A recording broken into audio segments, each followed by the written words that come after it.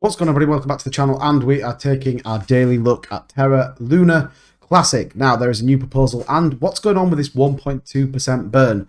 Before we get into this video, though, please consider subscribing to the channel.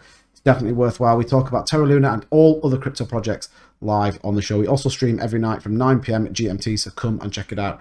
And also give this a thumbs up if you are in the Terra Luna family. So let's take a look at this one. 5869 is the price.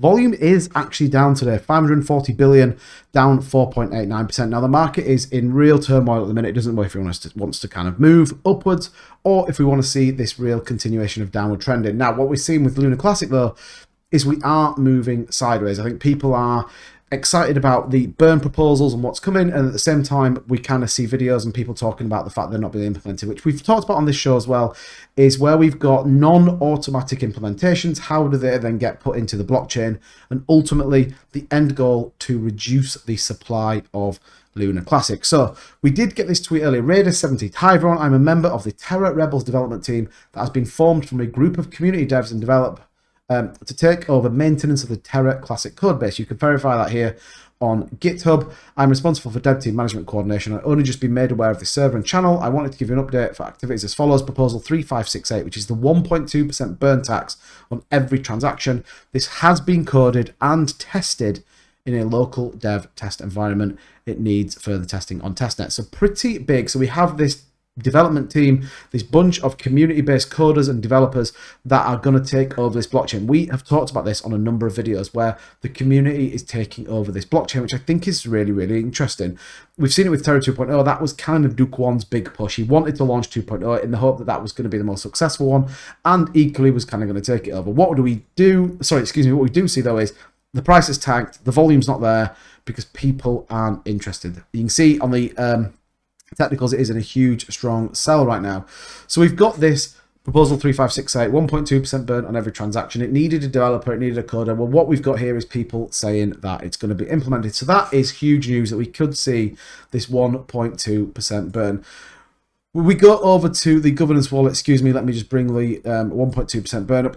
Here it is. We want to get the supply down to 10 billion Luna. So it does mean that your individual Luna tokens become more valuable if this burn mechanism is implemented. Now, time will tell how long this is going to take. Are we going to see it implemented soon? We don't know. They're testing it, which is great. Does that mean they have the keys or the accessibility to launch it on this platform? That has to be the big question. Now, we've seen it with the 50%, the 35, excuse me, the 35% burn monthly. That was automatic parameter changes that instantly went into the blockchain. That's the whole purpose of this Terra Station DAO. But the other one does need implementing. We're going to have to wait and see what happens with that. Now, what's interesting, and I talk about this most of my videos, Binance are still stacking their Luna. So we can see another 1.1% increase, nearly over that 2.2 trillion mark of Luna Classic. So they are absolutely stacking it.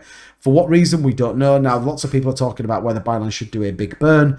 I don't know. I don't think a big burn's going to work. So I think a big burn pumps the price, people will sell. We end up back where we started. What they could do, though, is, again, implement a burn mechanism based on transactions going through theirs. Now, they would automatically get it based on the blockchain if this new code is put in. So we're going to have to kind of wait and see what happens with that. What I did want to show you, though, is another proposal around this re-enable staking delegation to existing active validator set only. Proposal aims to make the following changes. 1. Re-enable staking delegation to Terra Classic exclusively to the current active validator set for a period of 60 days. Now, there has been quite a number of votes on this. Do I think this one will pass? I'm not sure. We've seen that actually the 35% burn and transaction tax will support staking and will support the deflationary nature of this token. Therefore, they will be able to enact staking. Why they can't do it now is there isn't a big enough pool of Luna Classic to support a staking mechanism. So it's an interesting one. You can see that when we actually go into the governance one, it's not straight on the homepage. You have to click show all to see the rest of it. So it's probably not going to be something that goes through, but again, just another way the community are looking to support it. But look, the big takeover, 1.2% burn is coded and tested, and we could see that live on the blockchain very, very soon, which means the token starts to be deflationary, which hopefully means people have more valuable tokens. We'll have to wait and see what that looks like. But as ever, appreciate your support. Thank you for watching. If you haven't already, click subscribe button if you like videos like this. And guys, let me know in the comments down below, what do you think of the burn proposal, and are you still holding your Luna Classic? I'll catch you guys in the next video.